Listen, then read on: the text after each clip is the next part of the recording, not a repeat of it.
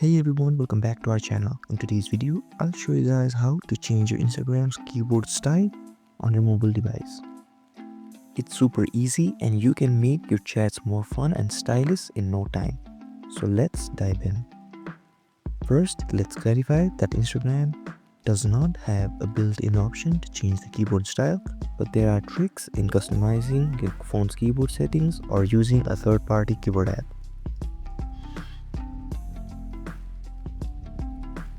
So first, what I want you to do is open Play Store on a mobile device, then tap on the search icon on the bottom right corner of your screen. Then go ahead and search for FancyKeys.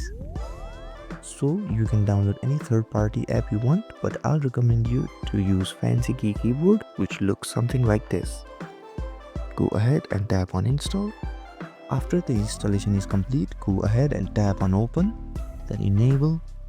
Then from here you can turn on the fancy keyboard. You can also use different types of fonts and make your chats more stylish. If this video was helpful, don't forget to like, share and subscribe, and comment down below if there is anything else I can help you guys with. Thank you so much for watching, and I'll see you guys next time.